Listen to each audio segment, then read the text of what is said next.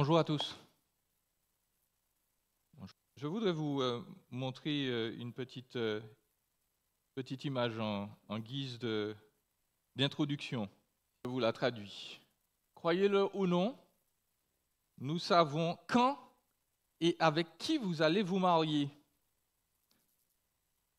Donc là, visiblement, c'est un jeune homme à qui on lit la ligne des mains et on lui dit, écoute, tu vas épouser une jeune fille de 27 ans, tu vas vivre jusqu'à 79 ans et tu auras 2 mariages.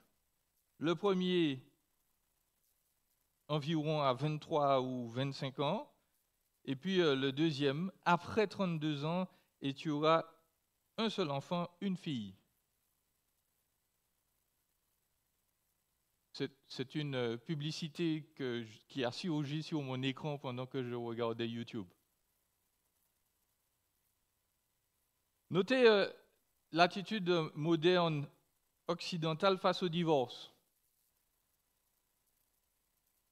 Ne t'en fais pas, tu auras 2 mariages, tout ira bien. Pour beaucoup, aujourd'hui, on peut stacker les mariages et les divorces comme des pancakes. Il n'y aura pas de conséquences, en fait. Ça fait partie de la vie. Un petit divorce, ça donne de la maturité. Je voudrais vous signaler les statistiques sur le divorce au Québec. En 1970, et ça c'est sur le site officiel de la province, en 1970, il y a eu 49 607 mariages pour 4 887 divorces. En 2020, ce sont les chiffres qui étaient les plus récents qui étaient affichés sur le site de la province. Il y a eu seulement 11 326 mariages. Laissez-moi noter que c'est déjà pas très bon. Et puis vous notez combien de divorces? 8 559. Alors, on ne dit pas que sur les 11 326, les 8 556 divorces se sont produits la même année. On fait juste remarquer que s'il y a eu 11 000 mariages au Québec, il y a eu 8 000 divorces. Et puis, je vous ai souligné l'année catastrophe au Québec, 1987. Pour 32 600 mariages environ, il y a eu 22 000 divorces. Alors, je me suis dit, en 1987, mais il y a dû se produire quelque chose. Qu'est-ce qui... Alors, les seules choses que j'ai trouvées, c'est le crash boursier qu'il y a eu en 1987, ou bien les accords du lac Meach. Je me suis dit, mais les Québécois ont été tellement furieux finalement que les autres provinces contestent la chose que, je ne sais pas moi, ça a implosé les mariages. Bref. Chers amis, j'essaye de soulager un peu et d'alléger l'atmosphère, mais le divorce est un sujet sérieux, c'est un sujet grave. Rares sont ceux qui parlent des dommages irréversibles que cause le phénomène du divorce chez les individus concernés. Rares sont ceux qui mentionnent les douleurs des enfants, les victimes collatérales. Et surtout, en majorité dans la population, personne ne demande à Dieu ce qu'il pense là-dessus. Dieu est mort, nous a dit M. Nietzsche.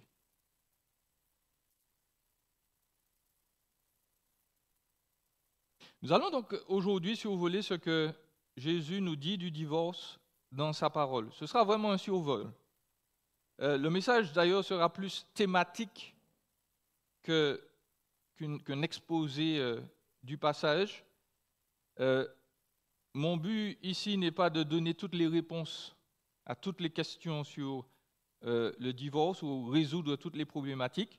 Ce n'était pas non plus le but de Marc quand il a écrit son évangile. Et puis, mon but non plus n'est pas de provoquer la honte de ceux qui ont connu le divorce, mais bien de nous exposer le standard de Dieu et de nous faire réfléchir à l'importance du mariage et de nous faire réfléchir aux raisons pour lesquelles le Dieu trinitaire déteste le divorce. Dieu haït le divorce. Il ne s'amuse pas avec, il ne trouve pas ça plaisant. Nous allons voir donc 3 choses ce matin en survol du texte avant de faire de très longues applications. Nous allons voir premièrement la ratière du divorce, la racine du divorce et la résolution du divorce. Très rapidement, la ratière du divorce. Pourquoi je parle de ratière? La ratière, c'est un piège, tout simplement. Une trappe. Pourquoi? Parce que dès les premiers versets, on nous précise que Jésus, donc, il se met en route pour se rendre aux limites de la Judée, de l'autre côté du Jourdain. Les pharisiens l'abordèrent et pour l'éprouver, lui demandèrent s'il est permis à un homme de répudier sa femme. Et les autres évangiles nous disent très clairement aussi que les pharisiens l'abordent pour l'éprouver, pour le tester, pour lui tendre un piège. C'est ça l'idée. Donc Jésus, notons, il a la plupart du temps dans son ministère passé du temps donc en Galilée, à Capernaum en particulier, dans une ville qui se trouve au nord-ouest d'Israël, si on peut afficher la carte très rapidement. Voilà, donc là, vous avez l'Empire romain là en rouge, juste en dessous à gauche, vous avez la Galilée, c'est là où Jésus a passé les 2/3 de son temps, peut-être plus d'ailleurs. Et puis, il descend donc dans ce qu'on appelle la Judée, là, la couleur un peu violette, en particulier du côté de la Périe, probablement, dans ces eaux-là. C'est important de le noter, pourquoi? Parce que la Judée, c'est le territoire d'Hérode. Hérode, on y revient tout de suite. Donc, les pharisiens demandent à Jésus une question qui paraît toute innocente. Ils disent, bon, est-ce qu'il est permis de divorcer? La notion de permission ici, le mot souligne une permission légale et morale. En gros, est-ce que Dieu est d'accord sur l'idée du divorce? Et nous devons donc nous demander pourquoi la question des pharisiens est-elle un piège? Pour 2 raisons. Rappelez-vous, je vous ai dit que nous sommes dans le territoire d'Hérode. Et dans le territoire d'Hérode, avant Jésus, il y avait un homme qui s'appelait Jean, qui prêchait aussi, qui annonçait le futur évangile, qui annonçait la venue du Messie. Et Jean a dit très clairement à Hérode, vous vous rappelez, il ne t'est pas permis d'avoir la femme que tu as à l'heure actuelle. Pourquoi? Parce que Hérode a voulu épouser Hérodiade, qui était sa belle-sœur, la femme de son frère.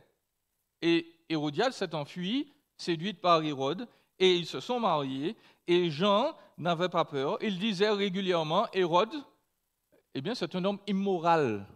C'est quelqu'un qui, devant Dieu, est sale parce qu'il a épousé sa belle-sœur. Il n'avait pas le droit. Et Jean le disait à qui voulait l'entendre. Et rappelons-nous donc que c'est ce qui a provoqué la fureur d'Hérode et surtout d'Hérodiade, et que Jean y a perdu la tête. Et donc les pharisiens espèrent que Jésus va leur faire le même type de réponse. Ils espèrent que Jésus va dire non, pas de divorce. Comme ça, ils pourront répéter partout, et la foule est là de toute façon. Tout le monde va dire ah oui, Jésus n'aime pas le divorce, et ça va parvenir aux oreilles d'Hérode, et Hérode aura envie de raccourcir Jésus d'une tête. C'est ce que les pharisiens espèrent. Et puis, il y a la deuxième raison théologique, qui est simplement qu'au cœur du mouvement religieux de l'époque, il y avait 2 grands courants de pensée sur la question. Les pharisiens espèrent que Jésus va se retrouver dans un camp ou l'autre. On va les détailler tout à l'heure. Et que s'il se retrouve dans un camp, bien forcément, les autres vont dire ah, il n'est pas digne d'intérêt, et inversement. Et notez la réponse de Jésus, elle est très importante. Jésus, en fait, demande ce que dit l'Écriture. En fait, il demande ce que commande l'Écriture. Il dit « Que vous a ordonné Moïse à ce sujet ?» Les pharisiens sont sages, figurez-vous. Ils répondent qu'il n'y a aucun vrai commandement dessus. Il y a une concession, il y a une permission. Moïse, disent-ils, nous a permis, c'est important, d'épouser ou de congédier nos épouses.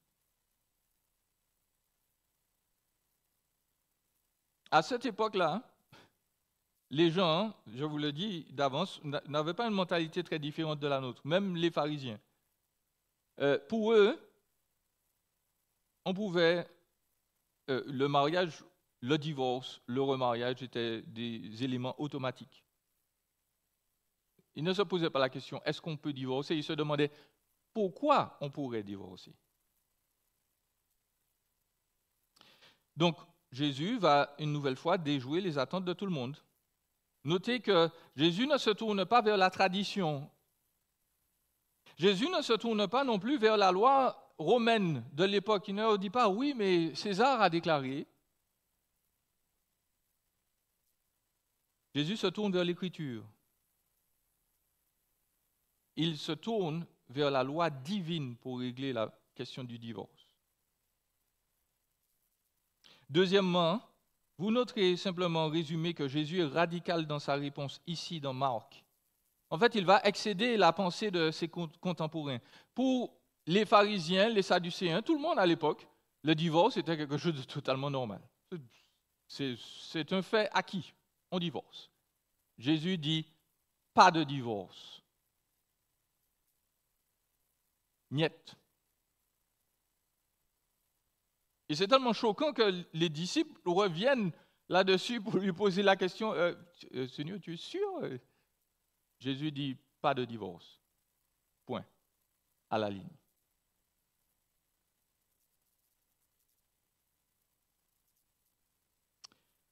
Il nous faut noter la racine du divorce. Jésus leur a dit donc, que vous a commandé Moïse? Les hommes répondent, Moïse nous a permis d'écrire un acte de divorce et de congédier, de répudier nos épouses. Jésus leur dit, c'est à cause de la dureté de votre cœur que Moïse a écrit pour vous ce commandement.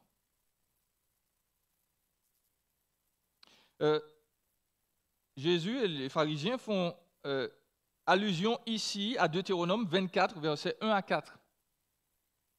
Je vous le lis rapidement, vous n'avez pas besoin de tourner là. Le texte dit simplement, lorsqu'un homme aura pris et épousé une femme qui viendrait à ne plus obtenir sa faveur, parce qu'il aura trouvé en elle quelque chose d'inconvenant, il écrira pour elle une lettre de divorce et après la lui avoir remise en main, il la renverra de sa maison. Elle sortira de chez lui, s'en ira et pourra devenir la femme d'un autre homme. Si ce dernier homme cesse de l'aimer, écrit pour elle une lettre de divorce et après la lui avoir remise, la renvoie de sa maison, ou bien si ce dernier homme qui l'a prise pour femme vient à mourir, alors le premier mari qui l'avait renvoyée ne pourra pas la reprendre pour femme après qu'elle a été souillée, car c'est une horreur devant Yahweh. Tu ne chargeras pas d'un péché le pays que Yahweh ton Dieu te donne au héritage. Je voudrais vous faire remarquer quelques éléments rapides concernant cette loi. C'est une loi, effectivement, mais c'est une loi casuistique. C'est une loi de cas. Dieu ne dit pas à Moïse, tu feras ceci comme il le ferait pour les 10 commandements. Le texte commence en disant, lorsqu'un homme aura pris. Et donc, la loi casuistique, contrairement à ce qu'on pourrait penser, n'est pas simplement en train de légaliser et de commander le divorce. En fait, elle visait à protéger l'épouse. Pourquoi je dis cela? Parce qu'une épouse renvoyée se retrouvait sans ressources. Les épouses n'avaient pas le choix, elles ne pouvaient pas aller travailler, devenir CEO dans une entreprise ou présidente générale d'un conseil administratif. Ça ne se faisait pas à l'époque.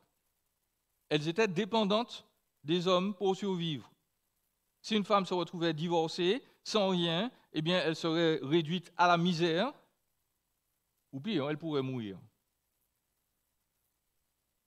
Et donc, encore une fois, Dieu connaissant le cœur mauvais des hommes, il dit, il ne faut pas qu'une femme se retrouve dans un état où elle sera pire qu'avant. Et donc, oui, il permet le divorce. En même temps, il s'agissait de dissuader des divorces faciles. Parce que le mari ne pouvait pas simplement dire, bon, on divorce, tu t'en vas. Et puis, changer d'avis après et dire, ah, zut, écoute, je me suis trompé, reviens. Non, non, non. Là, si tu divorces, c'est fini. Il n'y aura plus de retour possible. Et pour certains, ça peut être arrangeant, mais Dieu dit, pense bien aux conséquences de ton acte. Tu ne peux pas faire comme si le second mariage n'existait pas. Ce texte ne commande pas le divorce. Le texte n'est pas en train de dire, bon, messieurs ou mesdames, on va le voir, quand les choses n'iront pas, divorcez. C'est le commandement de Dieu sur la question. Le texte régule de mauvaises attitudes. En fait, dans l'Ancien Testament, on ne va pas voir beaucoup de divorces. Vous en avez un cas ou des cas cités dans Néhémie 13, Esdras 9 et 10. C'est des situations très particulières. Le peuple se retrouve de retour au pays promis après l'exil babylonien, et puis les hommes israélites, c'est Malachie qui nous en informe, avaient pris l'habitude de divorcer de leurs femmes israélites pour épouser des femmes du pays de Canaan, des femmes qui n'aiment pas Dieu, qui servaient des idoles et qui étaient peut-être plus jolies. Et donc, qu'est-ce qu'ils ont fait? Ils ont renvoyé leur épouse israélite et puis ils ont épousé des femmes qui leur plaisaient plus, qui leur ont donné des enfants, et ils trouvaient que c'était totalement normal. Sauf que Dieu avait spécifiquement dit dans sa loi, par contre ça c'est très clair, tu n'as pas le droit de te marier avec quelqu'un qui me déteste et qui sert un autre Dieu. Et donc, Néhémie et Esdras et Malachie, ils en sont absolument furieux. Et figurez-vous qu'ils ordonnent à ces hommes-là de divorcer. Là, c'est un ordre. Ils leur disent, vous avez violé l'alliance. Et les hommes prennent la décision de renvoyer les épouses païennes.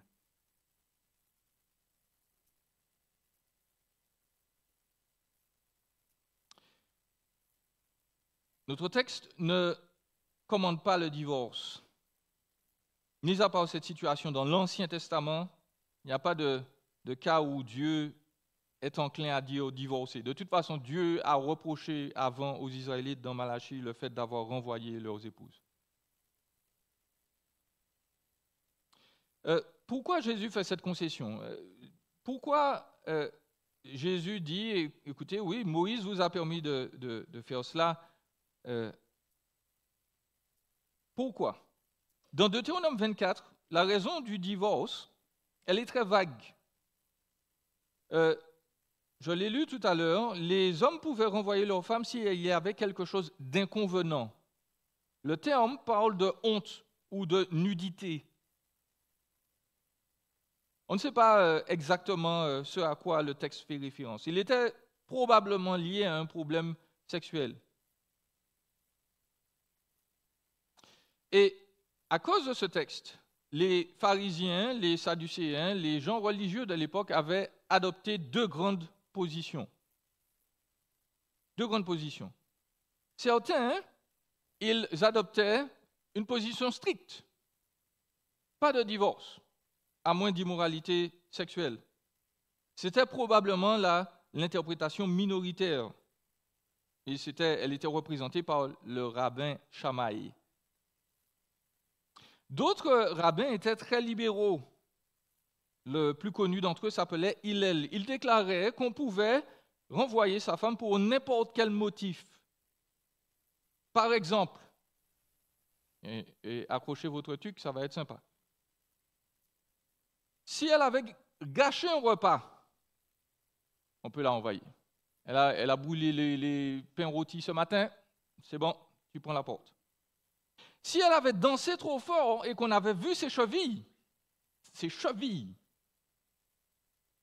bon, tu es immoral, tu prends la porte. Si elle avait fait un mauvais commentaire sur votre mère, elle prend la porte. Si elle avait parlé à un autre homme, je n'ai pas dit si on l'avait retrouvé dans un lit, si elle avait parlé à un homme qui n'était pas son frère, son père, son cousin, etc., on pouvait la envoyer. Pire, si on en avait trouvé une plus jolie, on pouvait dire à la femme, c'est bon, je t'ai assez vu. Ça, c'est ce que disent les rabbins, mes amis. Pour finir, si la femme était infertile, et je me demande comment ils arrivaient à déterminer ça, mais bref, si elle était infertile, on était obligé de divorcer d'elle. Et donc, vous voyez que la mentalité de l'époque et la nôtre sont très proches. Hein? Aujourd'hui, on divorce pour incompatibilité.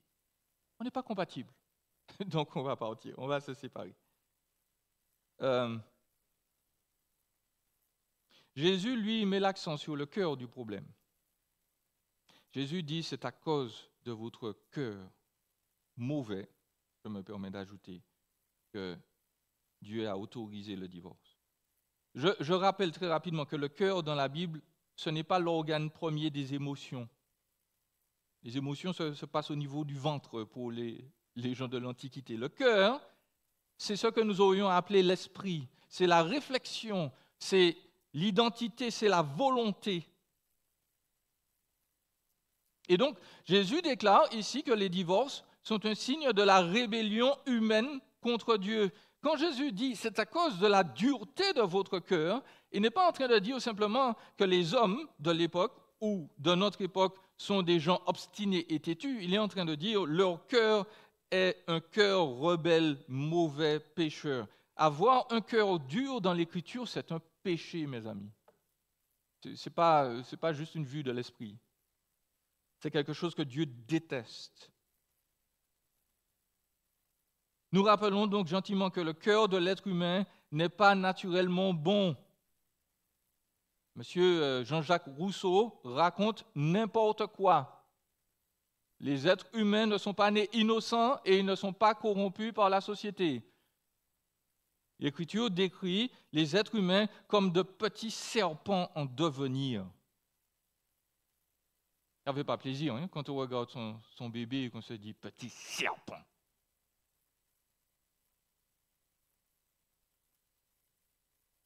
Mais voyons, on est obligé de vivre en tension, on est obligé de les aimer, et on est obligé de se rappeler que chaque être humain, dès sa conception, dès sa fabrication, on le fabrique comme étant un ennemi de Dieu qui va le détester profondément.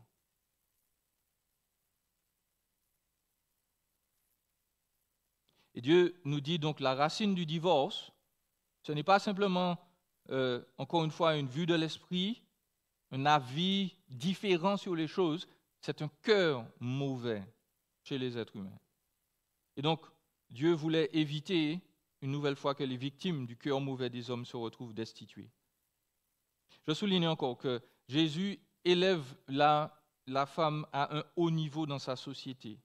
Au verset 11 de notre texte, Jésus dit la chose suivante, oui, c'est ça, verset 11, « Quiconque répudie sa femme et en épouse une autre commet un adultère envers elle. »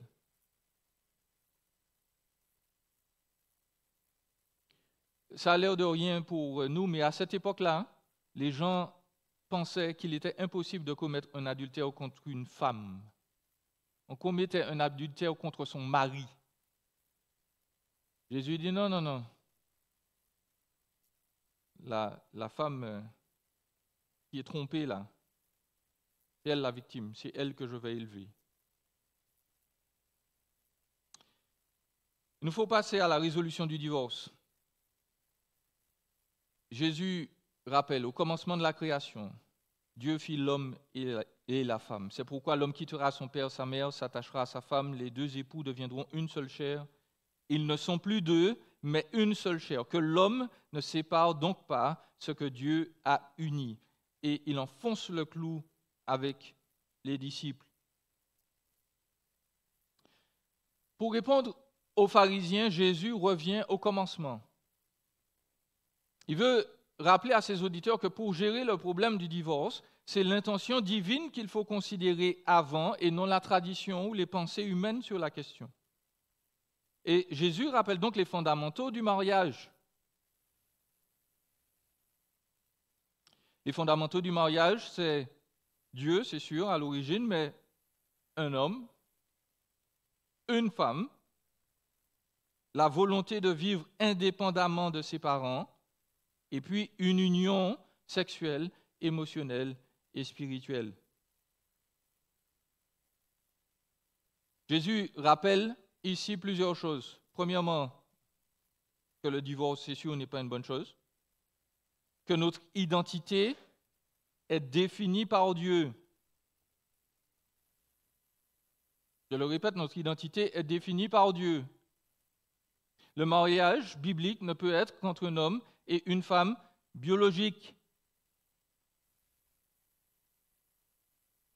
Quand Dieu dit, ou Jésus déclare ce que Dieu a uni, eh bien, il est en train de dire que le mariage n'est pas simplement une institution humaine, mais divine. Et certains se demandent encore, mais pasteur, comment je saurai si j'ai épousé la bonne? En anglais, il y a l'expression « the one who got away ». Vous savez, il y a toujours quelqu'un, un chum ou une blonde qu'on regrette. On se dit « ah, mais si je l'avais épousé, les choses auraient été différentes ». The one who got away, la personne qu'on a laissé échapper. Bon, laissez-moi vous suggérer que si il ou elle s'est échappé, c'est peut-être pour une bonne raison. Et puis, lorsque vous aurez des doutes, vous allez vous poser des questions. Comment est-ce que je saurais si j'ai épousé la bonne personne que je devais épouser? Laissez-moi vous donner un indice. Vous étiez devant le représentant du gouvernement, vous étiez devant Dieu et vous avez dit « oui, je le veux ». C'est la bonne. Vous avez dit « oui, je le veux », c'est la bonne. Il n'y avait pas d'autre pour vous, c'est celle-là qu'il fallait. Jésus ajoute que la séparation et le remariage ne peuvent pas être envisagés dans la plupart des cas. Jésus nous donne donc la position basique sur le divorce. Dieu déteste le divorce. Jésus n'aime pas le divorce non plus. Il est Dieu. Il ordonne à ses enfants de ne pas divorcer. Et il est plus évident qu'aujourd'hui, en particulier, on remet ces principes en cause. Hélas, même parmi les chrétiens, ce qui est extrêmement dommageable. Jésus déclare aussi que la solution au divorce, c'est un bon mariage. Tout simplement. Il nous faut faire quelques applications. Très rapidement. Ma première application, c'est la chose suivante. Est-ce que nous sommes choqués? Est-ce que pendant qu'on a lu ce passage-là, tout de suite, notre esprit est allé dans Matthieu 5, Matthieu 19, et tout de suite, on s'est dit, oui, bon, je lis, tu peux toujours parler, hein, mais Jésus a dit, sauf pour... Est-ce que cela nous dérange profondément que Jésus ait déclaré dans Marc, pas de divorce? Est-ce qu'on trouve que Dieu, il est trop dur?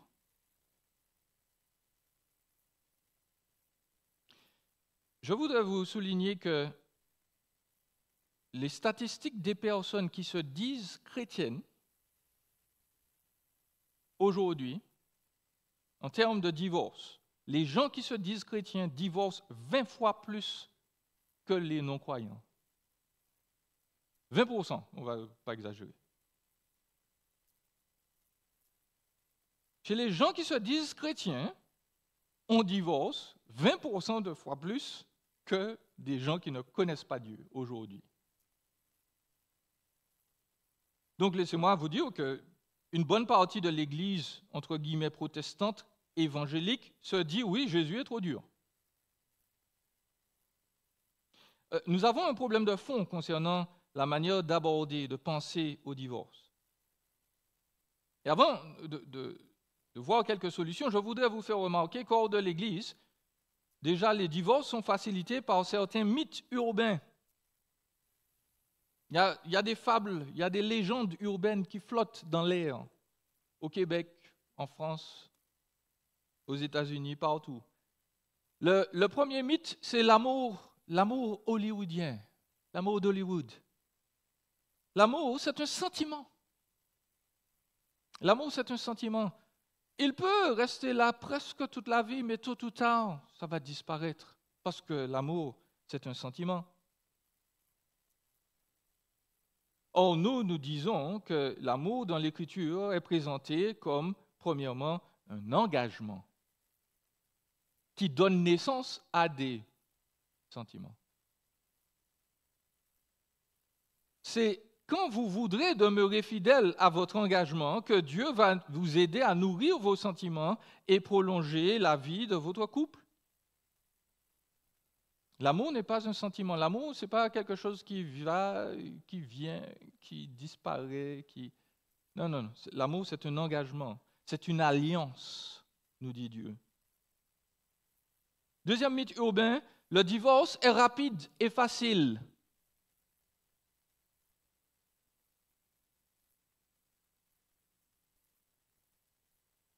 Alors pour ceux qui s'y connaissent un peu sur la question, vous saurez qu'un divorce n'est jamais rapide, c'est une chose, et qu'il n'est jamais facile. Rares sont les choses les plus douloureuses qu'un divorce. Si Jésus nous dit que nous sommes unis, nous avons formé une chair avec quelqu'un, émotionnellement, physiquement, spirituellement, aucun d'entre nous ne peut prendre l'un de ses membres, l'arracher, et puis se dire, oh, tout ira bien, de toute façon, il y a des bras synthétiques, je peux remettre un.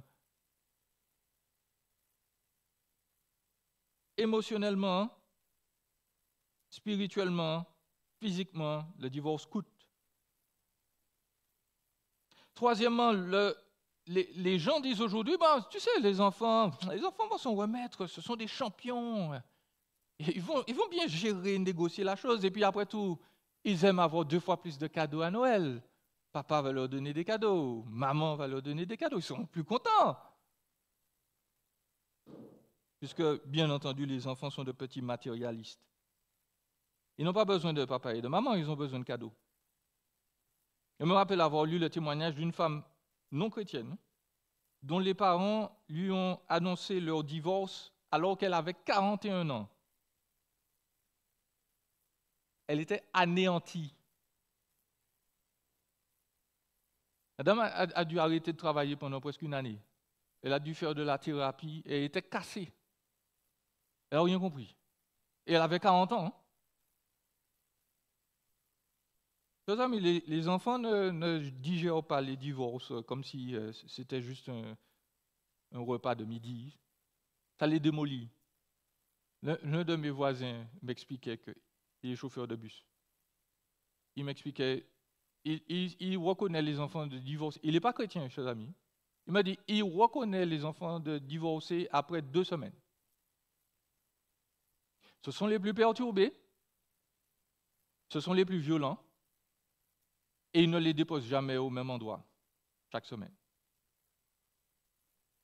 Semaine A, il est chez maman. Semaine B, il est chez papa. Ils ne sont pas bien. Ce ne sont pas des gens qui ont « Oh, j'ai ri l'événement, tout va bien. » Non. Ils sont maganés. Et puis, troisièmement, le mythe urbain, ou quatrièmement plutôt, on va vite retrouver quelqu'un qu'on va vraiment aimer cette fois-ci. On va en parler tout à l'heure. Chez les chrétiens, il y a aussi des mythes, ou tout du moins des mauvais réflexes qui vont fragiliser le couple et hélas provoquer parfois des divorces. Chez les chrétiens, parfois, on se marie en ayant à l'esprit cette idée, je peux toujours divorcer. Et on peut se dire, tu sais, Jean-Élie, ça c'est de la prudence, on ne sait jamais. Ça peut être le cas. Mais si vous voulez commencer une œuvre en vous disant, de toute façon, si ça marche mal, je peux prendre le siège éjectable, laissez-moi vous dire une chose. Vous n'êtes pas en train de vous préparer à vous marier, vous êtes en train de vous préparer à divorcer.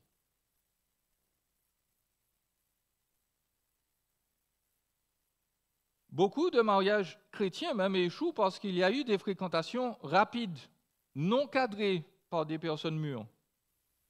Souvent, il n'y a pas eu de vérification sur les rapports de l'un et de l'autre avec ses parents et ses amis. La manière dont on parle à son père ou à sa mère est une grande indication de notre stabilité en tant que personne. Est-ce que nos amis pourraient nous recommander la personne avec qui on est en train de parler là?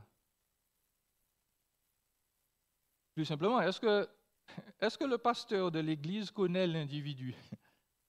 Est-ce qu'on lui dit, tu connais une telle? Tu connais un tel? Et le pasteur dit, non.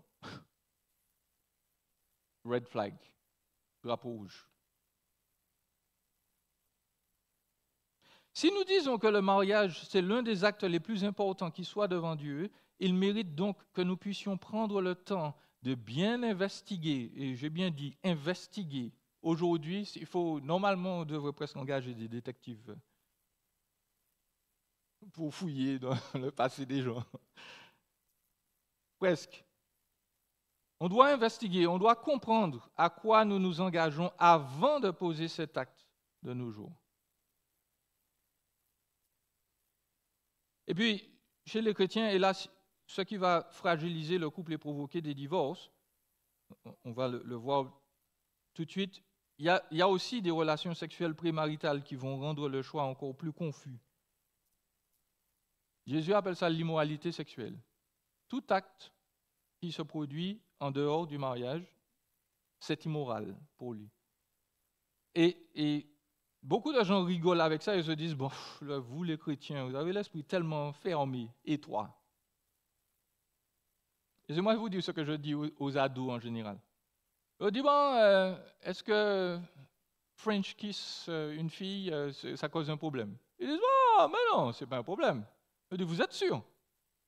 Donc, si tu trouves un gars en train de faire la même chose à ta blonde, c'est pas un problème. Tu viens de me dire que c'est pas une relation sexuelle, il n'y a pas de problème. Donc, normalement, tout devrait bien aller, mais non, c'est pas comme ça que ça marche.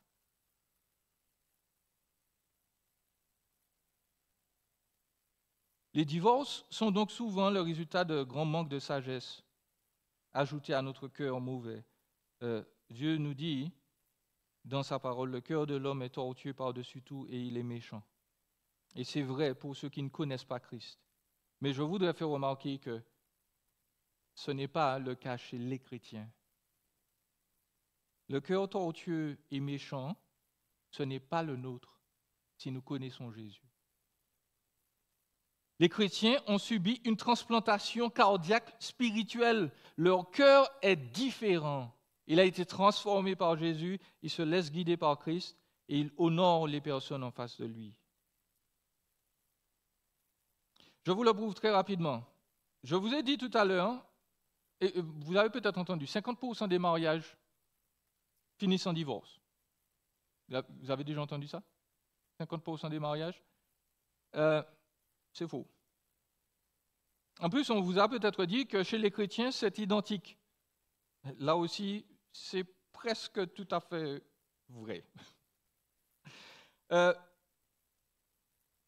Les statistiques qui disaient que 50% des mariages finissent en divorce sont basées sur une projection et pas sur des données réelles. Le taux moyen de divorce aux États-Unis est d'environ de 33% seulement. Et je vous ai dit tout à l'heure, et c'est ce qui est très embêtant, c'est que les chrétiens divorcent 20 fois plus. Les gens qui se disent chrétiens divorcent 20 fois plus. Donc oui, eux, ça arrive à 50%. Mais les études ont prouvé que pour les chrétiens qui sont sérieux et actifs dans leur Église, qui prennent leur foi au sérieux, le taux de divorce est moitié moins élevé que chez les non-croyants.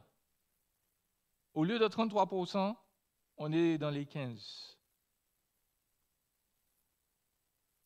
Je voudrais faire remarquer, aux États-Unis, 70% des mariages sont précédés de vie commune. La vie commune, c'est la cause principale de l'augmentation de l'âge du premier mariage. Les gens vivent ensemble et ils se marient tard, parce qu'ils vivent ensemble. Mais ce que les jeunes adultes ou les gens ne savent pas, c'est que le fait de vivre ensemble avant votre mariage, surtout avec quelqu'un qui ne va pas finalement être votre futur époux, c'est un peu normal, ce fait-là, c'est associé à une plus grande augmentation en fait, du risque de divorce. Et ça, ce n'est pas des chrétiens qui le disent. C'est une étude de Stanford. Plus on vit ensemble avant de se marier, plus on est susceptible de divorcer. De manière surprenante, les jeunes personnes qui sont engagées dans leur foi, dans la vingtaine, qui se marient sans vivre ensemble, ce sont eux qui ont le plus bas taux de divorce. En gros, si l'on connaît Dieu et qu'on décide de l'honorer, eh bien, on ne se prépare pas à divorcer. Mais l'inverse est vrai. Certains se disent, bon ben, pasteur, on divorce, mais il suffit de se remarier. Un cabinet d'avocats fait remarquer la chose suivante. 67% des seconds mariages se terminent en divorce. 67%. 74% des troisièmes mariages se terminent en divorce. C'est un cabinet d'avocats qui vous le dit, spécialisé en divorce. Se remarier, ça ne va pas régler la question. Et puis oui, bien entendu, Jésus, effectivement, dans sa parole, autorise le divorce, il faut le dire, pour conclure. Oui, l'immoralité sexuelle va rompre un mariage parce qu'on introduit un troisième membre dans l'union sacrée et binaire du mariage. Oui, si un conjoint incroyant décide de partir, ok. Certains vont parler des abus. En 2022, on a recensé 19 000 femmes au Québec qui étaient victimes de violences conjugales, contre 6 275 hommes qui sont victimes de violences conjugales. Ça existe aussi. Mais les femmes sont toujours les principales victimes. 75% des abus, ce sont des femmes. Laissez-moi être très clair. Si jamais nous sommes confrontés à une situation, je parle au nom des anciens, je ne leur ai pas demandé, mais je suis sûr qu'ils seront d'accord avec moi. Si jamais nous sommes dans cette situation où un homme qui se dit chrétien, qui est membre de notre assemblée, est quelqu'un qui est un abuseur, il y aura un accompagnement pour lui. On va l'accompagner au poste de police. On va dire au policier, il a des choses à vous dire. S'il faut aller le visiter en prison, faire du counseling avec lui, oui, on va faire ça. Mais il n'y aura pas de tolérance, il n'y aura pas de seconde chance, dans le sens où on va laisser les choses telles quelles, et puis monsieur va continuer à taper sur son épouse. Pas chez nous. La première chose qui est recommandée dans ces cas-là, la femme et ses enfants prennent leur bagage et puis ils s'en vont. Où ça? Monsieur ne sera pas au courant. Rester dans des situations comme ça est toujours dangereux, c'est même mortel. Beaucoup de femmes sont restées, elles ont dit, oui, mais il m'aime au fond, il me demande à chaque fois pardon, il va changer. Elles sont dans la tombe à l'heure actuelle. Et puisque vous êtes mes sœurs, je veux bien faire des enterrements, mais pas des enterrements dans ce contexte-là. Donc, si c'est arrivé ne serait-ce qu'une seule fois, je dis bien une seule fois, séparation immédiate. Je n'ai pas dit divorce. J'ai dit séparation immédiate. Monsieur va chercher un appartement, madame reste chez elle avec ses enfants. On protège la victime, toujours. Si Jésus a dit se mettre en colère contre quelqu'un, c'est un meurtre, donner un coup de poing, c'est pas mieux. Romains 13, 10, l'amour ne fait point de mal au prochain. Laissez-moi, je prends du temps pour insister dessus, parce que dans les églises, on n'en parle pas beaucoup. Certains prédateurs se cachent pendant un moment, mais ils peuvent être repérables parfois, dès le début. Les femmes auraient pu savoir avec qui elles se sont retrouvées. Déjà, comme j'ai dit, il faut faire une enquête. Vous vous retrouvez avec quelqu'un, il a un passé. C'est quoi son passé? Parce que je suis sûr que s'il tapait sur les femmes avant et que vous étiez au courant, vous n'auriez jamais mis avec lui. Donc, un homme qui présente une jalousie irrationnelle, qui vous demande à chaque fois, t'étais où? Comment tu n'es pas encore rentré? Quelqu'un qui cherche à contrôler votre agenda, à vous dire quoi faire, à quel moment, drapeau rouge. Quelqu'un qui s'emporte très vite. Il dit des choses très rapidement qu'il regrette. Dangereux. Quelqu'un qui est cruel envers les animaux. Très dangereux. Quelqu'un qui essaie de vous isoler de vos parents, de vos amis, qui essaie de vous dire, bon, écoute, on a assez vu ta maman. Hein. Comment ça se fait que tu parles tout le temps avec ces filles-là? Dangereux. Quelqu'un à qui vous avez donné des limites physiques, des limites morales. Vous lui dites, écoute, j'aime pas trop ça, c'est pas une bonne idée. Mais il insiste, il dit, non, mais écoute, anormal. Si vous voyez tout ça condensé, chères épouses ou chères dames, c'est le moment de disparaître. Ce n'est même pas la peine de lui envoyer un texte pour lui dire, écoute, on ne va pas partir, disparaissez. Idem pour les hommes. Il y en a quelques rares comme ça. Il faut terminer.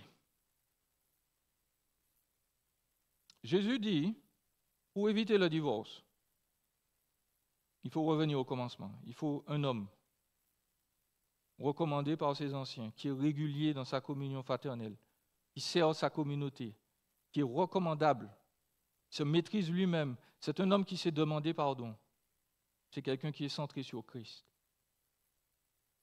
Pour un mariage solide, il faut une femme qui met Jésus au-dessus de tout, au-dessus de ses parents, au-dessus de ses amis, au-dessus de son futur mari.